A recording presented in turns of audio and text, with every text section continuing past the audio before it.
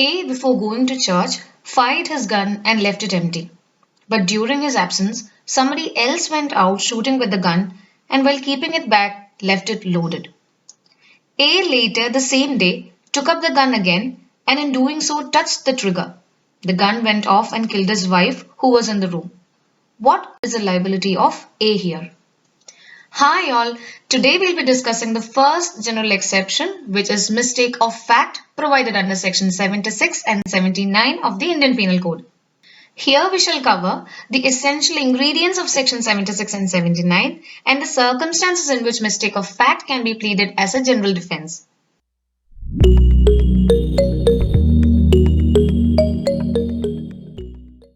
In the previous lecture, we have covered what are the different types of general exceptions and how it has been classified as excusable and justifiable defense. And mistake of fact as a general exception falls under the excusable defense category. Now let us see how the IPC has worded mistake of fact under section 76 and 79 IPC. Section 76 deals with act done by a person bound or by mistake of fact believing himself bound by law, and section 79 deals with act done by a person justified or by mistake of fact believing himself justified by law. Let us first analyze section 76 IPC in detail. First of all, you must understand that section 76 is the first general exception you find in chapter 4 of the IPC, which means that it provides an instance wherein certain acts committed by persons are exempted from criminal liability. Now let us see what kind of acts fall under this provision. Acts committed by a person who is bound by law to do something or believes that he is bound by law to do something out of mistake of fact and of course in good faith, then we say that such acts are exempted from criminal liability by virtue of this provision. Thus, the essential ingredients of section 76 are: the actor or the person who had committed the act must be bound by law to do something, or by mistake of fact he believes that he is bound by law to do that thing. And such belief was in good faith, he did not have any mala fide intention. Then such persons will be exempted from criminal liability by virtue of section 76 IPC. Clear? Another thing to be noted here is that while approving mistake of fact as a general exception, the provision has expressly excluded mistake of law as a defense. Hence, a plea of mistake of law can never exempt a person from criminal liability. Alright, so now let us see what exactly are mistake of fact and mistake of law. Starting with mistake of fact. Let us consider an example here. A fires a bullet into a bush where B was hiding unknown to him, and the bullet kills B. Here, A was actually ignorant of the real facts of the present case, isn't it? He didn't know that B was hiding there and he never intended B's death. But unfortunately, his act ended up in a crime. This is exactly what mistake of fact means. And such acts are exempted from criminal liability because of the lack of the requisite mens rea. Clear? Alright, so now let us check what mistake of law is. Regarding this mistake of law, we have this famous legal maxim, ignorantia facit doc excusat and ignorantia juris non excusat, which means ignorance of fact may be excused, but ignorance of law shall not be excused. Put in other words, a plea of mistake of fact shall exempt a person from criminal liability, but a plea of mistake of law shall not exempt a person from criminal liability. Here, the term mistake of law not only refers to the awareness of the existence of any law, but also the awareness of what the law speaks about. Okay, so now on to the phrase bound by law found in section 76 IPC. Section 43 of the code defines what illegal and legally bound to do is. It says a person is said to be legally bound to do whatever it is illegal in him to omit.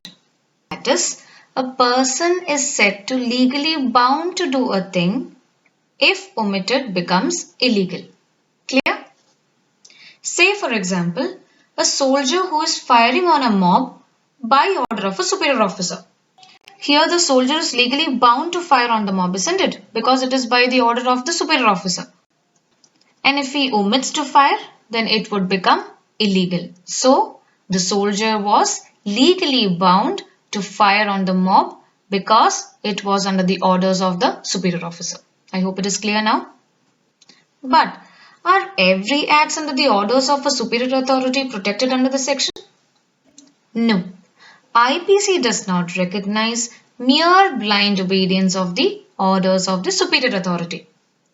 The person seeking protection under this section must prove that the order was legal and binding on him, and the circumstances made him in good faith to believe that he was bound by law to obey it. Only in such cases, he would get the defense under Section 76 IPC. Alright, so now let us see the meaning of good faith, which finds place in the general exception of mistake of fact. Section 52 of the code defines what good faith is. It is in fact defined negatively, as in what is not good faith. Let us try rephrasing it positively. Anything done or believed with due care and attention is the meaning of the term good faith as under Section 52. And for a clearer understanding, let us also refer the General Clauses Act, which defines good faith under its Section 3 Clause 22. The provision says that acts done honestly shall be deemed to be done in good faith. Let us consider the illustrations provided to Section 76 IPC here. We have already dealt with illustration 1 in our bound by laws section. So now let us see illustration 2 here. A. An officer of court of justice being ordered by the court to arrest Y, and after due inquiry, believing Z to be Y, arrests Z. See, here A was bound by law to arrest Y. But by mistake of fact, even after due inquiry, believing Z to be Y had arrested Z, which also suggests that his action was in good faith. Hence, he would very well get the protection under Section 76 IPC. Clear? And now moving on to Section 79 IPC. Here, those acts are exempted from criminal liability which are committed by persons justified by law, or who believes by mistake of fact, of cause and good faith, that his act would be justified by law. We have already discussed what mistake of fact is and what good faith is. Now let us see what justified by law is. We shall try finding it out from this illustration. A sees Z commit what appears to A to be a murder. A, in the exercise, to the best of his judgment, exerted in good faith of the power which the law gives to all persons of apprehending murderers in the fact, seizes Z in order to bring Z before the proper authorities. The illustration says that A has committed no offense, even if the facts turn out to be that Z was acting in self-defense. See, here again there was a mistake of fact, isn't it? A has mistakenly believed that Z was committing a murder, although in fact it was an act of self-defense. Law excuses such actions because he was justified by law in doing it. Let us take up another example here. The petitioner here was the producer of the film Satyam Shivam Sundaram. He was prosecuted under Section 292 IPC alleging that the film was obscene and indecent.